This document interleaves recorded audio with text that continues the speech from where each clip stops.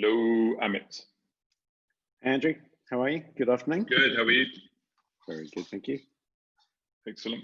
I've just discovered that I have a rather squeaky chair here in our conference room. So I'm hoping that, yeah, you can't hear that squeaking in the background. It's not a mouse, it's actually the chair. So brilliant. And I've got a little bit of background envy there. Nice. It's nice in our office. We sometimes forget, don't we? Well, we don't ever look out that way, right? No. We don't ever get to look out. We're too busy looking this way. So, yeah, it's it could be anywhere actually. Although it is Dubai this week, it could be anywhere. So, yeah, nice drop. How's your week been? Yeah, very good, very good. Good afternoon, everyone. So we'll just wait a couple of minutes because I think there's a lot of people dropping in right now, which is awesome. Yeah. But yeah, very good. How's your week been? Yeah, busy. It's I think. July was a bit of an anomaly. August seems to be a bit busier, and for those of you kind of in this region, there's a road near our office that's notoriously busy. And for the first time since COVID, I got caught on Hesse Street today. So that's a good sign. I should take that as a good sign. So, no, that is a good sign. More people on the road. To see one and only time I'll say that I'm happy to be in a traffic jam. Yeah. So yeah, a bit busy, which is yeah, positive. I think more people out there. Traffic's definitely a good sign in Dubai. I mean, I think we remember kind of 09 and 10, where suddenly 20% of the cars suddenly just disappeared. Yeah. And by disappeared, we mean left at the airport, allegedly. So, but yeah, gone home. But it was bizarre. I mean, literally overnight there was nobody on the roads. That's right. All right, yeah. Awesome. So I think we should crack on. So yeah, there's still a few people coming in, but we might as well crack on. Yeah, perfect. So what are we talking about this week, Andrew? Well, I think it's quite possibly one of the most important shows that we've done, I'd say. I think that obviously I know you're super excited about every show because you say that, but so I'm super excited and buzzed about this week's episode, because basically what we're going to be running through is this phenomenal survival guide that you put together that we released I think 3 days ago now, right? So Saturday, I think it was hot off the press Saturday, and obviously it's been put out there. And I think obviously you and I discussed originally it was going to go out and kind of self-populate, but we felt like it was just too important not to effectively dedicate a show to it. So we obviously get a lot of people watching live, so thank you for continuing to watch live. But we do have other people kind of in the States and over in Europe, so we get a lot of people watching afterwards as well. And I think this will be a nice kind of rundown or highlight effectively of this ebook. Yeah, and I think the key point, I think you kind of touched on it there, is obviously we're based out of Dubai, but we obviously have business operations in the States and in the UK, and I think with the stimulus changes that are going on both in the UK and the US right now, there's going to be a lot of people who perhaps haven't had quite as much kind of financial pain with their businesses. Obviously I think everyone's been impacted. We're not saying they haven't, but I think in the US and the UK there's been quite a lot of government support, which has maybe not so much been the case over here. We can kind of touch on that later, but and I think from that perspective, with this support and stimulus now ending, I feel as if there's going to be a lot of companies now who are almost going to have to kind of relive the start of COVID again, almost, right? Where you've got this disease, this sort of pandemic that's out there. It's impacting businesses, but now all of a sudden, without government support and sort of stimulus helping their businesses, I think people are going to need maybe additional support. So yeah, I think the timing of this helps, and I think hopefully if we can sort of help at least one business out there from our viewers, I think that'll be a successful show. Yeah, 100%.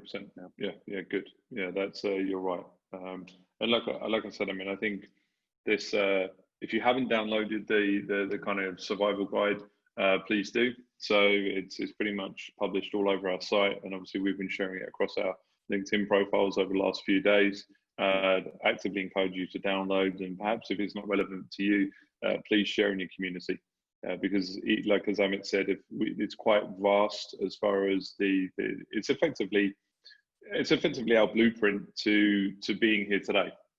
So I think, you know, without sounding too dramatic, if some of these, or if not all of them, were not implemented properly from an Nectar perspective, this show would, be a very different show. It might be me looking even more unkept, sitting here in a wife beater and some pants, and then you sitting there somewhere. So, so it's good. It's good that we can share this knowledge. Yeah, absolutely. Yes, I mean, like Andrew said, it's on our site. If you kind of even want to maybe reference it as we go along, I think it's harder to miss than find. On our site, I think you'll have pop-ups sort of smacking you in the face when you're on our website. It's so apologies for that, but you can download it easily from there. But cool, Andrew. I think let's so let's start. I think should we? I mean, guys, what our objective is today is to really kind of talk about our experiences, what we've done to help us and our business, as well as what we've done to help others. And I think, and so what we're going to be doing is talking very sort of frankly, very openly. If you have any questions or anything that you want to kind of ask or share during the show, you know, as per normal, kind of, you know, use the Q&A button at the bottom of your page, or the chat if you know, if you fancy that. But shall we kind of go back to almost like beginning of March, Andrew, when we realized that actually something was up? I mean, it was, you know, it feels like such a long time ago. Yeah, it's crazy, right? But really isn't, you know, if in the general kind of scheme of things. But I feel as it was, you know, we got to this point, possibly second week of March, where suddenly just things started happening around us, right? I believe you were, I was about to jump on a flight to Kuwait. I think you were about to jump on a flight to Saudi. Was it? Yeah. It was. I was speaking at a conference in Saudi. Yeah.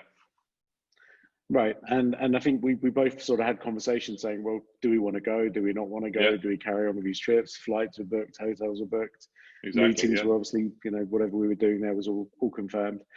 And I think it was in the space of really 24, 48 hours where everything sort of changed, right? So I got a message from Kuwait having sort of asked the questions many times of, is it wise for us to continue, you know, with this meeting? And they were like, yes, absolutely, very important. And then literally a few hours later, it was an email saying, look, actually, perhaps not. You know, things have got pretty bad here very quickly. And I think the same happened with you for Saudi as well, I guess, right?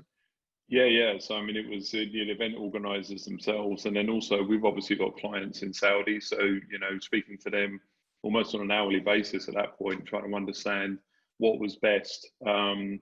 Look, I'll be honest. I mean, you know, as much as I love Saudi, I wouldn't be overly keen being locked in there for 100 days, which is pretty much anyone that kind of, you know, was there for the lockdown. So I think that, and I think at that time, even looking back at it now, and obviously us discussing the lead up to the show, there was things changing almost from morning to afternoon. Right. I know even us, you know, as the partners of Nectar, we were sitting down in the morning, and then like 11 o'clock, we were having another meeting, and then 1 o'clock, it was very much an open dialogue, right? Yeah, and I think at that point you called it kind of our war room meetings, right? Where it did, yeah. Where it was, I think it started with sort of 8 o'clock or 8:30 in the morning meetings, and then by 12 o'clock, another client had postponed a contract or cancelled a contract. Yeah. And we were like, okay, we need to have a meeting. And then by 3 o'clock, there was maybe another one. And I think it was that horrendous week where I'd say virtually half of our kind of retained clients, I guess, were having to pause contracts. You know, so exactly. it was obviously huge. I mean, it was. I think you know, where I kind of described it a few weeks later is we just went back 6 years, like in the space of a week. I mean, it was nuts. Exactly. You know, both in terms of kind of the financial aspects of the business and all this. And so it's very, very kind of scary, very, very real and very dynamic, I guess. So, so I guess that's one of the first things that we did is we just made sure that we we're fully engaged, right? I mean, we did something about it. Yeah, so we kind of sat, we went through, like I said, these meetings were very productive. They were very much designed to, okay, um, I think they were very much by nature, what do we do, right? As opposed Yes. to, you know, discussing what's happened. It was more very much, you know, what do we need to do now? What, you know, at that point, everyone was in our office. So we didn't have, you know, there was none of this kind of remote working at that time. Right. And I think we even debated whether, you know, if everyone else worked from home, whether we wanted to, because we felt as if these, you know, 3-4 times a day meetings were really sort of critical at that point, I guess, Yeah. right? Yeah, vital. I mean, it was, you know, we went from not barely speaking to each other, but we're all very busy individuals. And I think obviously as much as you'd like to interact and engage on a daily basis, there was periods of, you know, a few days that we didn't perhaps, you know, grab more than 5 minutes, Yeah. you know, or have a dedicated conversation about a particular issue, problem, or obviously idea or thought. So, I mean, it went from that to seeing each other continually, pulling each other in and kind of having conversations, like you said, 3 or 4 times a day. So then very, very quickly to, well, okay, you can't do that anymore, because, you know, businesses are not allowed to operate. You know, you need to send your staff home, you need to go home. And I think there was even a period where everyone staff-wise went home. So Nexa family was out, but we were still here, kind of coming in and kind of working through that. So, and then obviously that when that changed, yeah, it was again another change in the activity. Yeah, and it was, again, we're talking about days between all these things happening. So I think 3 or 4 days later, I think we're Yeah. all in that position again where actually we all needed to work from home. So I think let's talk a little bit more about what actually happened. I think I mean, some of the steps that we took. You know, I think the remote kind of working side of it, I don't think we need to go into that in any detail because everyone's been doing it for the best part of, you know, 4 or 5 months now. Yeah. You know, that was, you know, from our perspective, that wasn't too difficult. It was easier and more seamless than I thought it would be, which was great. So we didn't have to really focus on that. But I think we did do some important things, which was have a, you know, always on camera policy, because we felt that was going to be critical to, you know, to maintain a communication. We've got a busy office. There's a lot of people in our office. It's lively. And we felt the only way to replicate that was going to be through just making sure people could see each other still, right? Yeah, exactly. You know, so we did a whole load of things like that. We did some activities and all the kind of things I think that, you know, I think we've written about, we've spoken about. Yeah. You know, there's things that we did which kind of helped to keep the morale, you know, high as well from a kind of, again, next to family perspective, because, you know, we're fortunate in the sense of we've got our families here, but there's a lot of people in our team who live alone. Yes. Right. And from, you know, having social lives and things like that to suddenly being locked in an apartment and not allowed out, we felt was going to be really difficult for them. You know, so again, we made sure that we had, you know, some team socials, and even during the work week, we were doing, you know, quizzes and things like that. But, you know, Thursday night drinks, I think was pretty cool for a while. Again, just for those guys who were, you know, sitting in an apartment on their own. Yeah. Yeah, I mean, they were going on until it got a bit too hot here. yeah, pretty much, yeah. And then having a beverage on the terrace became not so much fun. Exactly, yeah. And then so I think there was, you know, a lot of that kind of team building, morale building. I think that was really important. From a team meeting perspective, I think that's important to share. So what we did is we would always try and have weekly team meetings. Sometimes just weren't practical if we were so busy and we had a lot of meetings and, you know, client stuff going on. But actually we doubled down or trebled down in some respects, because that turned into almost religiously Sunday morning and Thursday morning team meetings. Which again, that really kind of helped to make sure that team morale and essentially, look, we're nothing without our team, right? And so we had to make sure that we were in full communication with the team, irrespective of their position. We were fully, I guess, transparent in the situation with our team. So, you know, we share all our numbers, you know, the whole situation everyone's fully aware of. But just to see everyone's faces, I mean, for me, it was definitely a highlight of the week where I would see people, you know, and it's nice to see people. Nice to hear what they've been up to and things like that. So we did some cool things. We're still doing some cool things, you know, the Zoom Roulette, you know, it's kind of, we tried it 1 week and that was quite cool. So people pick a number and based on the position on their screen, that number pops up and, you know, they've got to tell us their highlight of the week and stuff. Fun stuff. I mean, it's just been nice to kind of hear from people who typically wouldn't hear from. So that was, we've obviously got some cool. We've got some very vocal individuals in the team. Don't know who they are. And then there's some people that perhaps aren't as vocal. So it's nice to see and hear from everyone on that touch point. And I think the thing is, you know, that still remained. So this Sunday just gone, obviously we had a meeting. We've got a team meeting on Thursday. You know, we haven't. That's been working successfully. So you know, why change it, right? And I think it doesn't matter what happens in the next 3, 6, 9 months. That will still kind of be in place. And obviously now, with a few more individuals kind of coming in remotely through remote hires, it's a nice way for them to be introduced to the organization as well. So they get to see people, they get to, you know, put a name behind the face of, you know, Slack or email, and they get to see that person as well. And hear that person's voice as well. Yeah. Yeah, and I think that's an important point. I think while we're kind of talking about sort of employees and the team, so we've continued to sort of hire during this time. But obviously what this whole scenario has taught us is that, you know, people don't need to be located in Dubai or anywhere near our other offices for that matter. So obviously what we've been doing is hiring remote. We've got a lot of our support team, or you know, not a lot of our support, but all of our new support team essentially are located outside of the cities we operate in, which has been brilliant because we're just, you know, again, it's new faces. It's a very kind of diverse team as it is. But now what we're seeing is kind of, again, new, fresh ideas. And we've hired people from pretty much 2 or 3 different continents, right, during this time, which is for me been really exciting.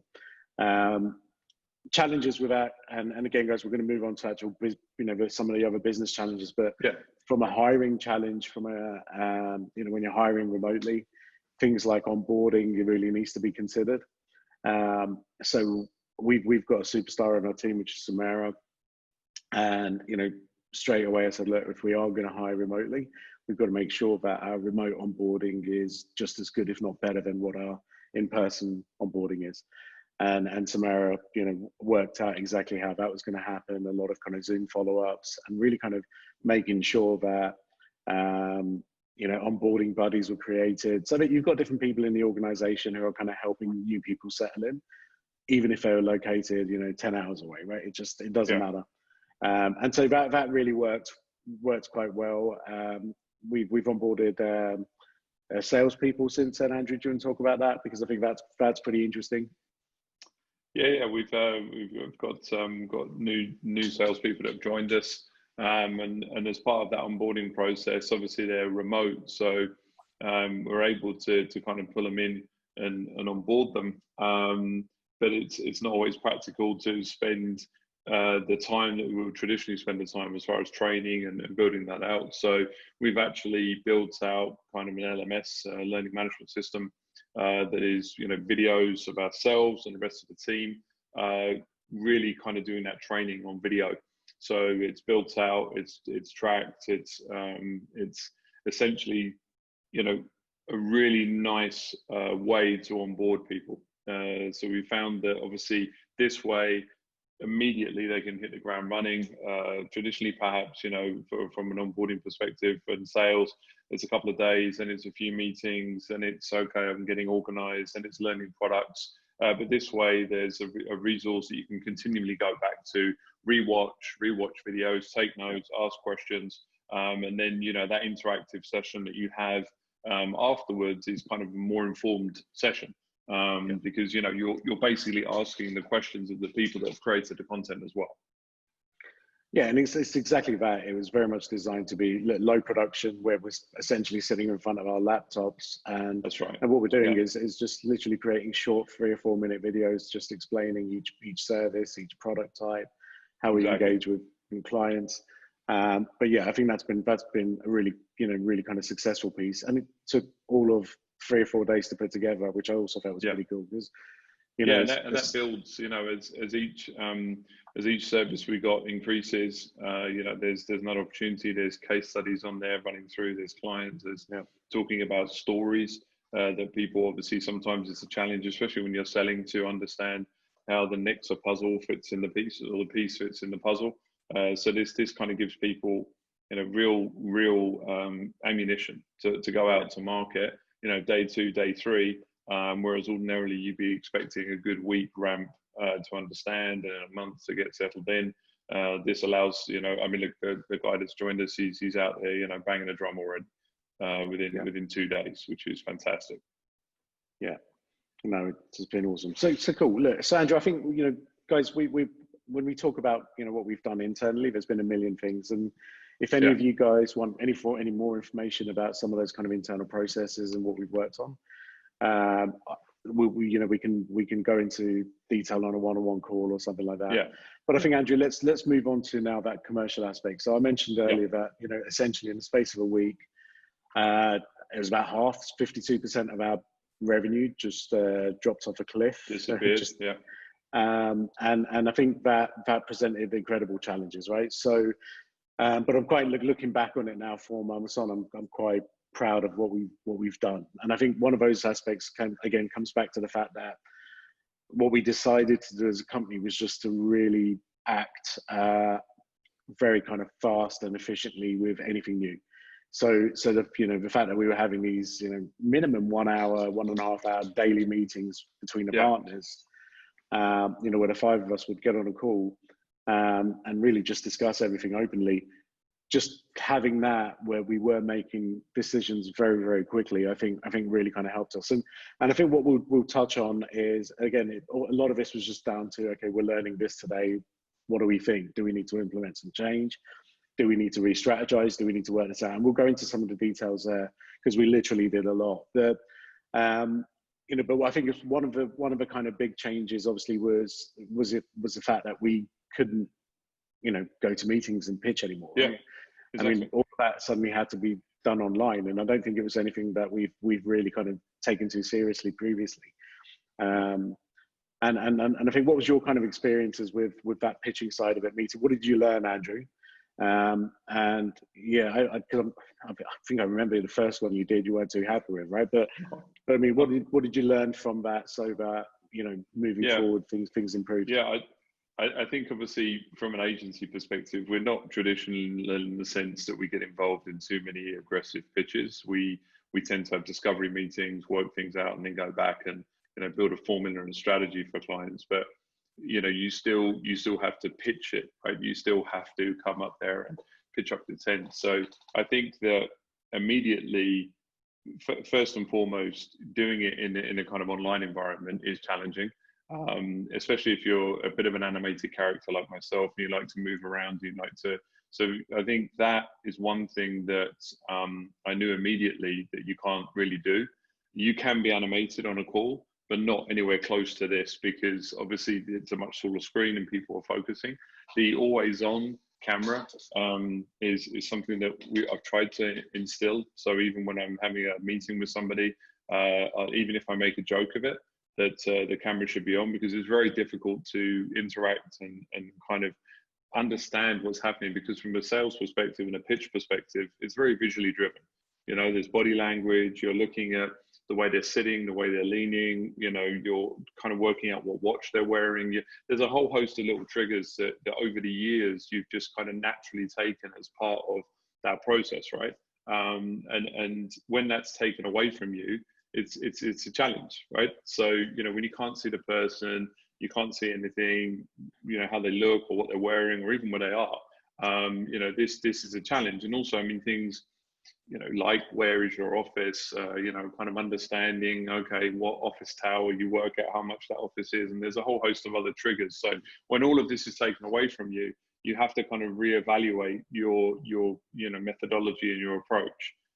So a lot of that goes more into more traditional methods of questions. So asking leading questions and kind of understanding. And when it comes to pitch, I think what we've been able to rely heavily on is a phenomenal kind of team creatively. So understanding that now that creative has even more of an impact, because you're obviously, you know, you're a small piece on the screen when you're showcasing this presentation or this deck.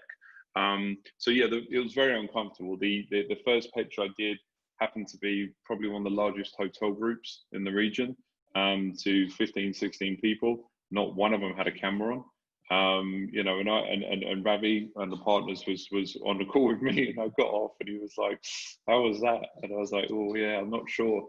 But I think over time, you know, now I actually find this more natural. So you know, now I'm actively encouraging people to jump on a Zoom call.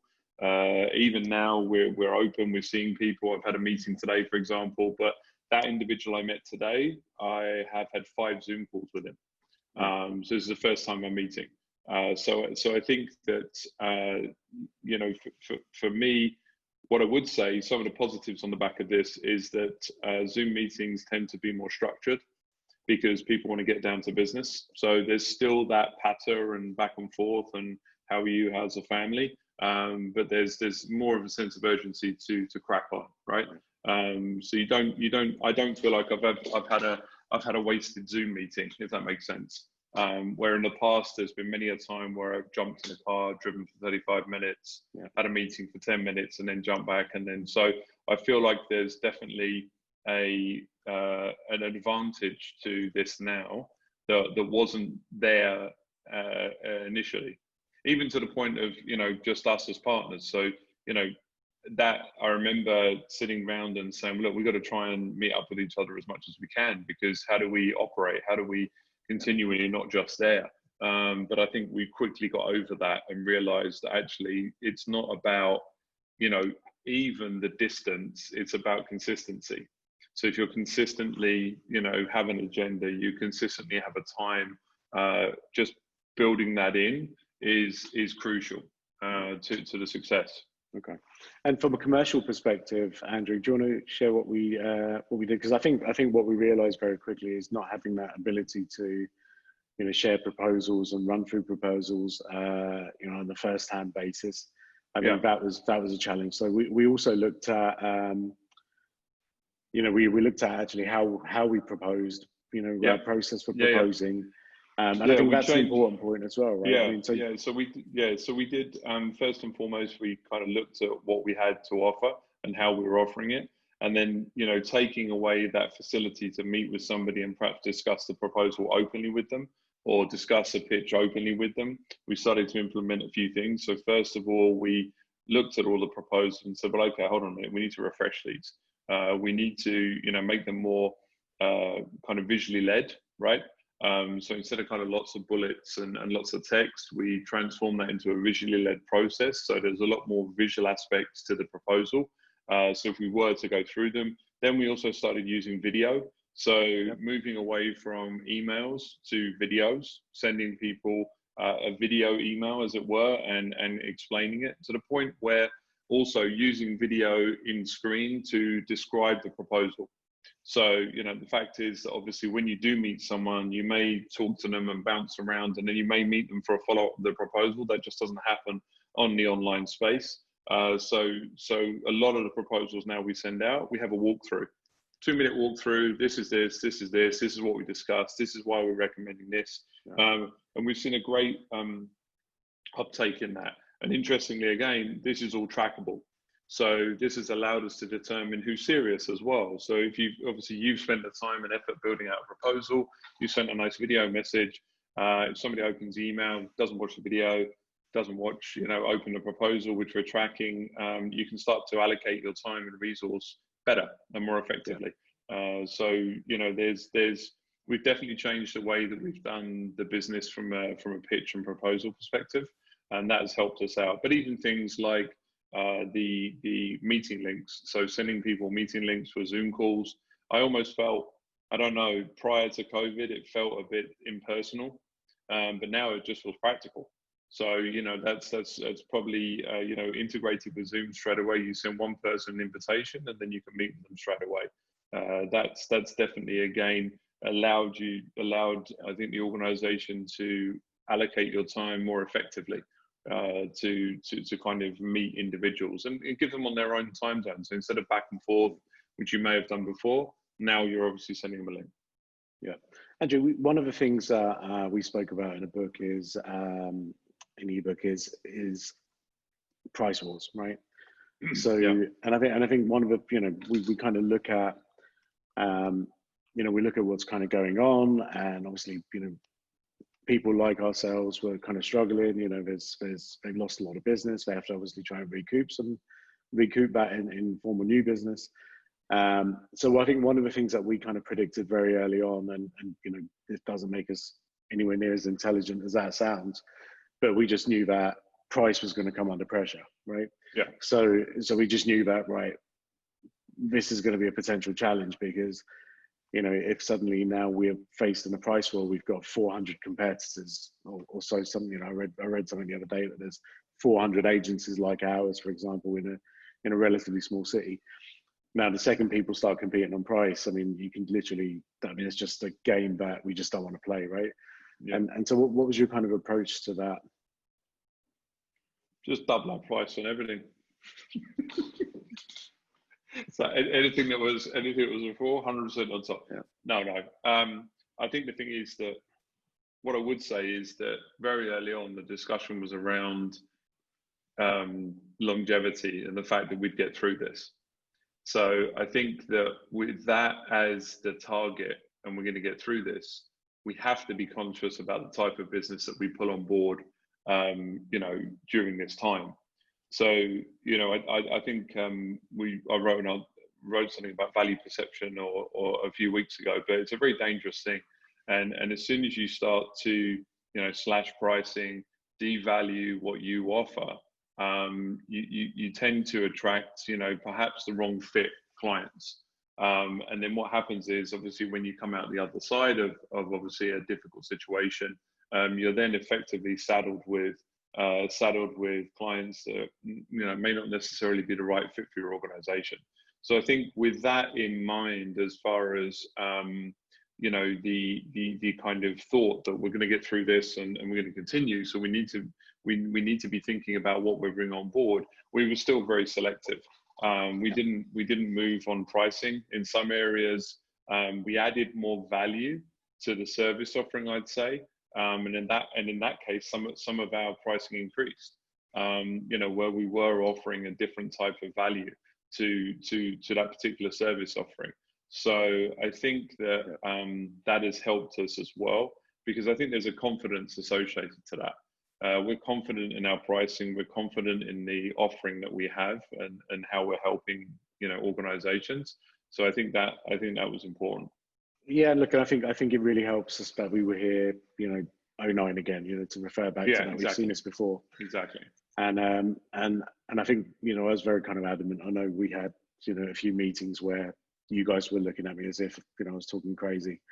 But discounting and things like that just wasn't something that I wanted us to do, because, and you said it right, you end up with clients that just aren't a good fit, or perhaps are a good fit, but you're basically losing money on the value, in terms of a service and time that's being spent on that client in comparison to what they're paying. So, I think that's one of the things from an advice perspective, and I've shared that with many of our clients, for example, when they said, look, what do we do?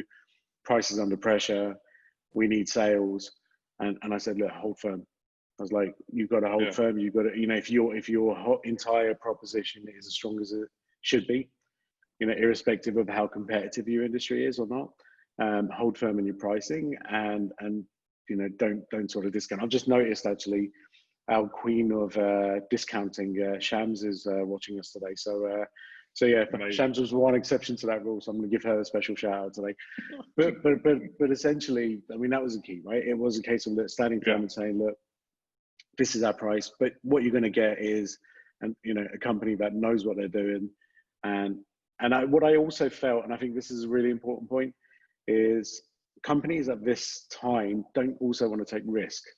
Okay. Exactly. And I always feel as if, if I'm buying a product or a service and I tell someone, look, I want a 20-25% discount on what I've been quoted, And if they agree to that, what am I really getting, right? I don't want to take a risk. I don't want shortcuts. Look, at this moment in time, I've got less money to potentially spend on this product or service than I've ever had.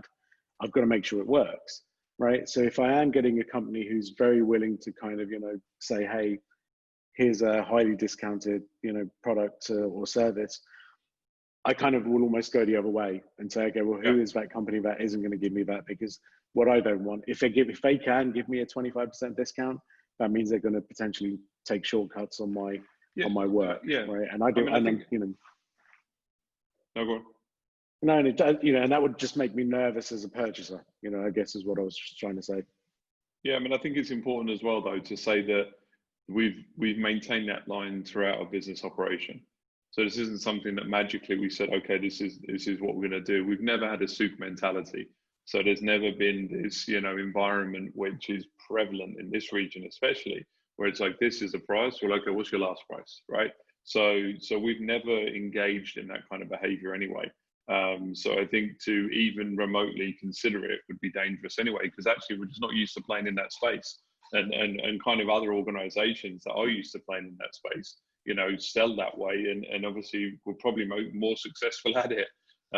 So yeah, I think obviously now look, we can say this with confidence now because we're sitting here as well, fully clothed, clean shave, all that kind of stuff. But yeah, so I think it's worked. Yeah, and look, and I think so. I think that's obviously a kind of key point. I think something else, one of the other challenges I feel we faced, I'll go back to that point where, those early days when sort of COVID hit, and we had these clients, and these are, long-standing clients of us who suddenly, had to pause contracts with us. I think one of the things that we did at that point was really important, and it wasn't that we just kind of turned our backs on these clients. I think we've never been that kind of company anyway. But what we did do, which actually we seem to be getting the thanks for now, is rather than just drop a WhatsApp or send an email saying, look, don't worry, we understand. If you need anything, let us know. One of the things that we did, and I'm very glad we did it, is we actually wrote letters to the senior management of all of our major clients who we knew were in pain. Right, and we're talking about cinema groups, we're talking about large hotel chains, people whose businesses were essentially decimated overnight. And what we did is we actually wrote to each one of those personally, and said to them, look, we understand the situation we're in, but we're not going to turn our backs on you. We're going to help you. If you do need anything during this time, this isn't going to be a financial conversation. It's going to be a what do you need conversation. And obviously within reason, we wanted to kind of support everyone. And it's funny, it was only, I'd say the last couple of weeks, or maybe the last month or so, where when people started opening up. Yeah, and they said actually, I had one client who said, we were just in a real state of despair, and then we suddenly got your letter through, and me and the CEO just looked at each other and said, okay, that's a partner we want to work with. And that's it. And they've just been adamant that they've been helping, and we've had emails back from, again, directors and CEOs of other companies who've just again said the same thing and saying that it was highly appreciated. So again, I think that personal touch, I think really did matter, and we did obviously back that up by kind of helping and supporting. And I think that really helped us. And I think one of the things, again, in the ebook that we talk about is the flywheel. Yeah. And we've spoken about this before. And it's that kind of HubSpot flywheel where, in order for a business to grow, you've got to make sure that your sales and your service and your marketing is all fully aligned. And I think that was that element where we said, okay, from a service perspective, if we've got any chance of surviving, it's going to be down to really looking after every client, but also looking after the clients that weren't necessarily going to be paying us for the next 6 months. Yeah. And I think it was really kind of like, okay, look, we've got that in place now. I think it was about 10 days into COVID when it hit, where we suddenly said, okay, look, we've now got to a point, we've had 2 days when nobody's cancelled. This is good, right? Hopefully we've hit the bottom now.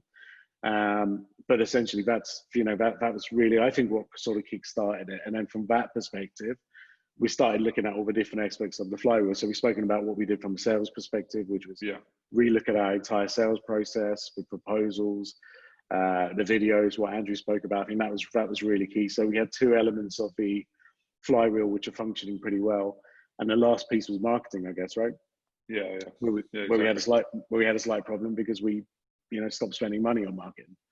But again, I mean, do you want to talk about what we did there? Because I think that's been sort of pivotal for us in the last few months. And I kind of want to, before we get into that, I want to explain that, as much as obviously, we've been encouraging a lot of new business to invest and obviously spend money on advertising to generate business, mainly because a lot of the organizations that we've engaged with over the last 3-4 months have never done any form of digital advertising before.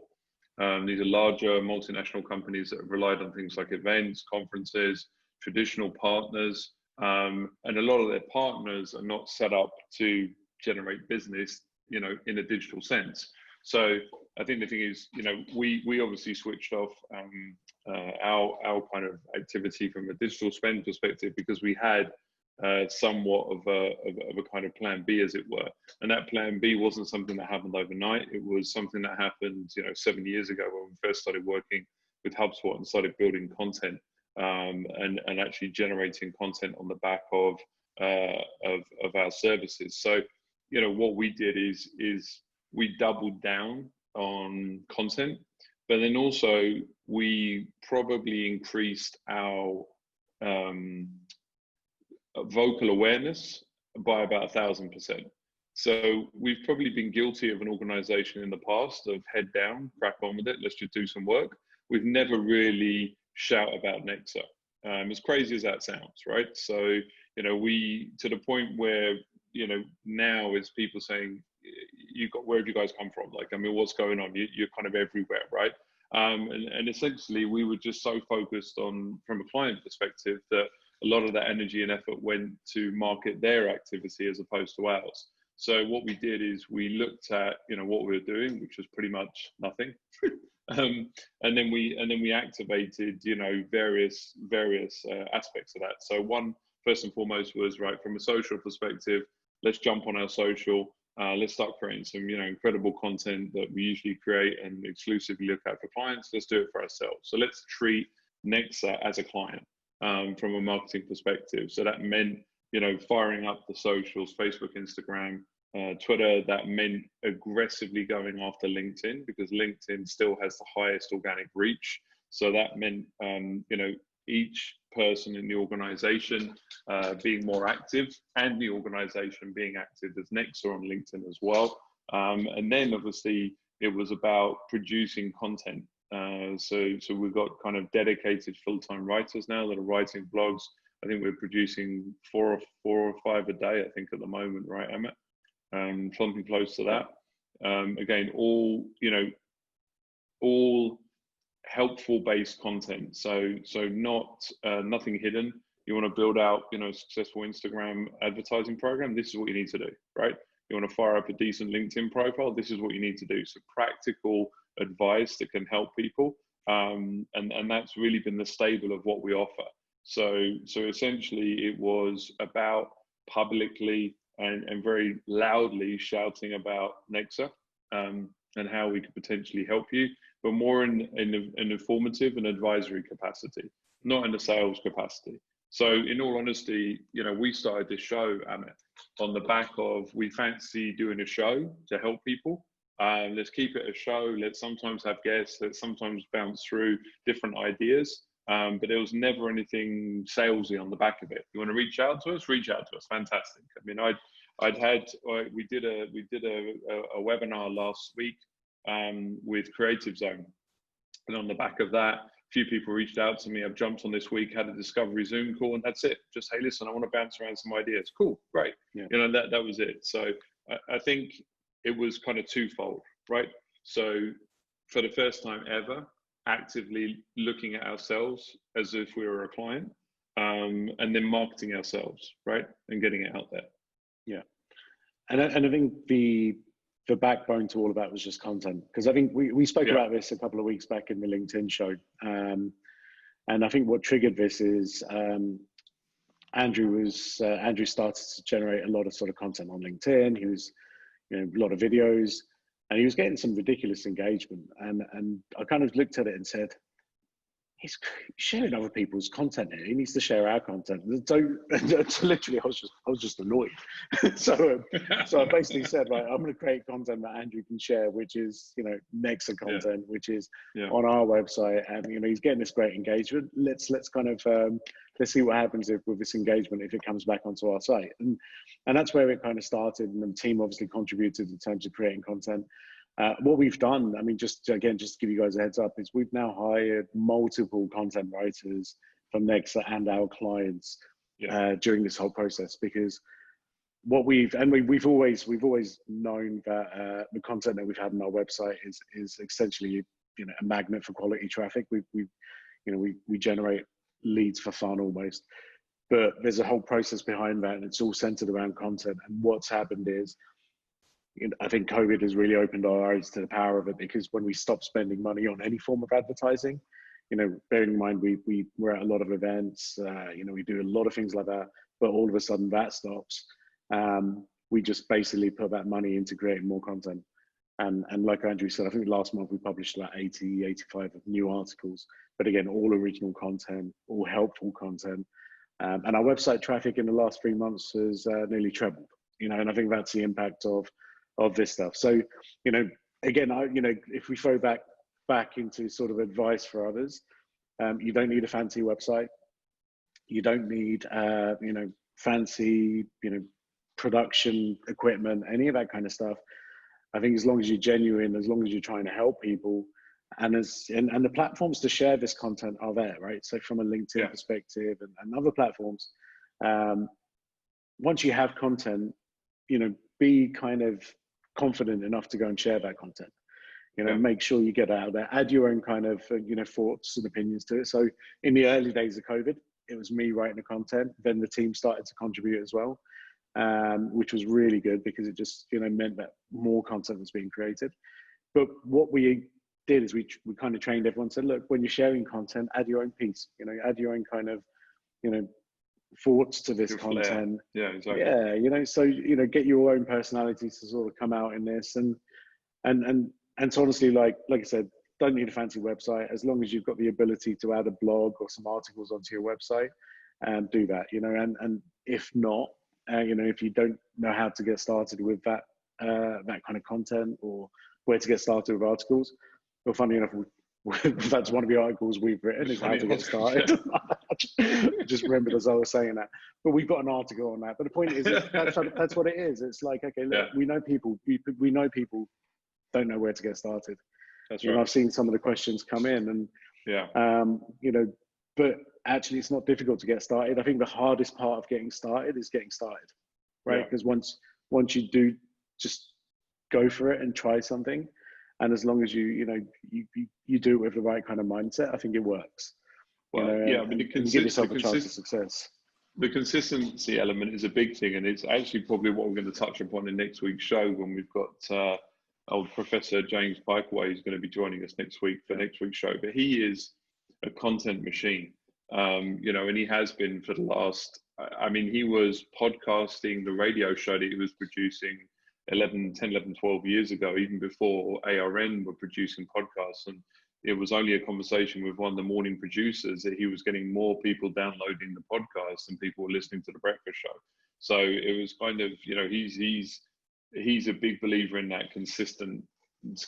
And look, we've seen it firsthand, because there's times, when I've dipped in and out of LinkedIn, just sheer kind of weight of work or whatever, and you do see a drop. You need to consistently kind of put that out there. And obviously now there's a whole raft of content that's going out, and hopefully you guys see some of that. Obviously, I think you're here. Look, for example, this show itself is not something that we spent a dime on. It's organic, it's out there, it's across our channels, across YouTube and social, etc. But it's something that, again, is we've done because we know and realize very early on that it's something that we've got to start and never finish, if that makes sense. Right? it's, I think we're this 14th week in. You know, we love it, we enjoy it, and just like those, you know, meetings, top and tail of the month, just like now, every one of my first meetings is Zoom. All of these things that I think have, you know, have benefited us as an organisation, we just need to continue to do. So it's not going back to old ways, right? Or getting comfortable and then, you know, moving back. Yeah, I couldn't agree more. I think, and I think that's probably, you know, we've got maybe 10 minutes left, but I think just from that perspective, you know, the new normal and all of these different sort of cliches, and I think the reality is that things are now very different. I can't ever imagine our entire team being in our office at the same time, you know, which kind of makes me sad in some respects, because that used to give me kind of immense amounts of joy seeing everyone. But actually, is it practical? Does it make sense for people to maybe spend 45 minutes to an hour traveling each way into work? Maybe not. You know, will they have, you know, a better quality of life if they don't do that? Perhaps. Are they spending more time with their family? Yes. I mean, there's so many advantages to what business I think looks like now, that I think we've got to embrace that. And I think we are doing it. And I think, you know, you mentioned a couple of things there in terms of like, first meeting now is Zoom. Face to face and you know, personal interaction is great. You know, it's always nice to see people, but you know, time and efficiencies and all of those things are really kind of important. And I think what COVID has taught us is it's taught us how to be very efficient with our time.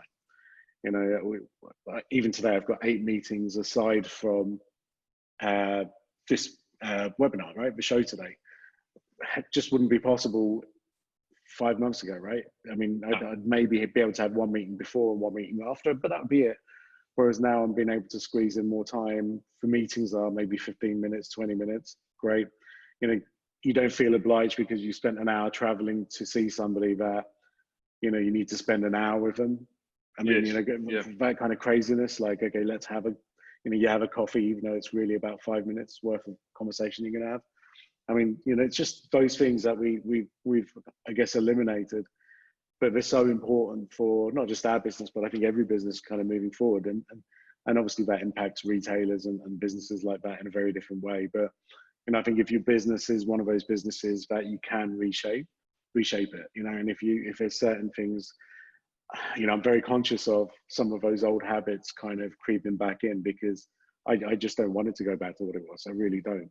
You know, I've seen almost like the other side, and I quite like it. No, I think, you know, I was with somebody yesterday and they said, oh, you know, I like the fact that the pop-in, and you can pop in, but you can still pop in online. You know, I mean, I think I'll occasionally call the team now on mobile, or you or some of the guys, but actually a lot of the time it's jump on a Zoom. Yeah. So I think the thing is, it's just about habits, right? If you get into a habit to kind of use this medium how it's supposed to be used, then it's relatively straightforward. And at the end of the day, it's just habit forming. I mean, I joked with someone the other day where I was like, because they were having trouble with Teams and they're having trouble with Zoom, and I said, should I just call you? Should we just go old school, you know, and call each other? And I almost feel like meeting people in person may turn into old school as well. Yeah. You know, where it's kind of more of you know, what do you want to meet about, essentially. I mean, obviously there's practical situations. So if you're working with clients and they have a physical presence or physical space that they want you to realize and showcase, understandably. But as you said, you know, for the sake of a coffee, it's very, very different. You know, I think we should probably, one of the things I thought about with this, though, Amit, is that we're very fortunate. We love what we do. There are some people who the highlight of their day is having that coffee with that external office or external company, you know, that gets them out of the office for an hour or gets them away from their desk for an hour. So I guess there is, you know, there's some people that are probably suffering from that, right? Where are harping back to the days. And look, I think we'll see it, but I mean, I know in this part of the world for sure, an impact is the heat. So, you know, people, I think, are still working remotely, still, because, you come in and you can't go and have a coffee, or you can't, socialize as much because there isn't the outside space. Yeah. No, I agree with you. Andrew, what about, I think we've spoken about sort of, the impact of, I'd say, maybe some of those kind of leadership decisions and things like that. Any kind of advice for company owners, managers who are out there in terms of how they can manage their teams, not just now, maybe moving forward, but any kind of advice from that perspective? Yeah, so I mean, 2 words, just honesty and communication. So I think the more honest you are with your team, with your partners, the better you're going to be able to hit this head on, right? So I think honesty is first and foremost, and that's really, what I've seen across multiple organizations is a complete lack of honesty or transparency. So there's no understanding at, kind of cold face level what's happening. And I think that we've seen that with large multinational companies as well, actually, in the region and kind of globally. So I think that honesty has to be in place, and then that open communication and dialogue. So continually communicating with people, understanding that, like you said, they may be on their own, they may feel isolated, they may not have the support, and consistently communicating. So, for us now, we joke about it, but we'd go weeks without spending quality time with each other, as partners. And I think the thing is, like, it's an hour every day that's locked in. I can count on one hand the days that it hasn't happened in the last 4 months. So I think that is very important to really kind of knuckle down, be honest with each other, and really, I think, look at who can do what and what they're best at, and that goes back to that honesty play, right? And that's I think we're quite blessed with that. It's very tough for some organizations, but I think you're good at X, so go and do X. You're good at Y, go and do Y. And kind of delegate some of that responsibility to kind of pull in. So I think, yeah, those are some of the things that I'd say, from a business ownership or from a corporate environment. Yeah. No, I got. What do you think? I mean, we're living and breathing. We're living and breathing what you've recommended. So we're kind of.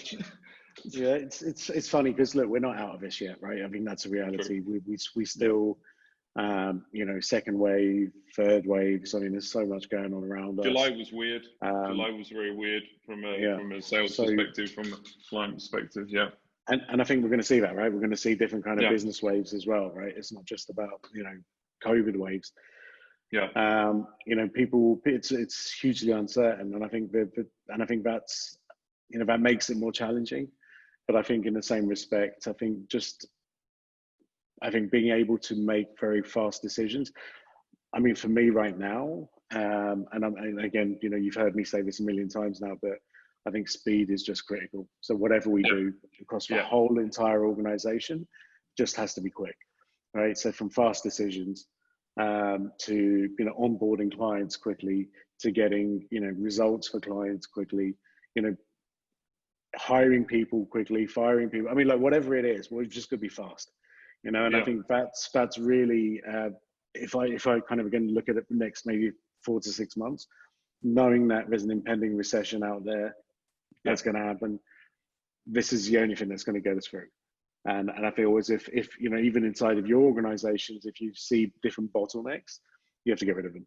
Right, you have to do whatever you can to get rid of those bottlenecks, because that will potentially, even if it's a very small part of your business, it's going to impact other areas of the business. And I think this is really the kind of focus now. But in all fairness, and we don't ever do this as well, but like, again, on a public forum like this, we can only do what we can do because we've got the support of our team. And I think what's been I'd say the most kind of humbling in terms of all of this is just the support we've had from our team. Like, from literally, Christy, our receptionist, our driver, Wilma, all the way through to, sort of every level and every person. Everyone's contributed to helping us to, recover, essentially, right? Yeah. And we're not far away from being, we're a million miles ahead of where we were in March. but we're not quite there. But I think because with that commitment's there from everyone, I think, you know, that accelerates that entire process, right? It's not just, you know, 5 of us as partners who are trying to achieve something.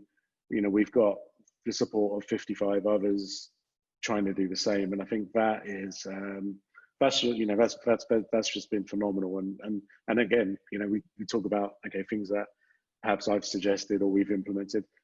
We can only do that because the team supports us to do so, right? And that's yeah. You know, so people are everything. And I think I always kind of valued that, but I think the last 4 months, for me now, our people are just absolutely everything for us. You know, like the rest of it we'll figure out, but we look after our people, and you know, together we do things. I mean, that's I guess my final point. Yeah, no, including you, Andrew. I value you as well. Just thanks. Brilliant. Wonderful. I value as well. No, look, I think, listen, mate, I think we should clean cut it there. I think that's close to the hour. I think that's, you know, there's, again, if you want to reach out to us directly, please feel free to do so. Myself and Amit, obviously, and the rest of the team, we're here. So if you want to reach out, have a chat, like we said, again, not a real chat in a coffee shop, a Zoom chat. but no, joking aside, you know, we're here to have a conversation and basically share. But please go down and download this COVID guide. You know, it's a guide to survival, simple as that. So as we said, even if you take one thing away from today's show, you know, please do that. And look, we're excited about next week's show as well. So next week's show is going to be a cracker as well. So yeah, we're excited about having James here and talking about content. That's a huge thing. I mean, content again is something that people find most challenging. So we do have solutions at Nexa, and hopefully he's going to shed some light on some solutions you may be able to do yourself. So yeah, looking forward to that. Brilliant. Cool. Okay. Thank you, guys. Thanks for watching, and hopefully see you next week. All right. Take care. Later. Cheers. See you, Andrew. Bye. Yeah. Bye.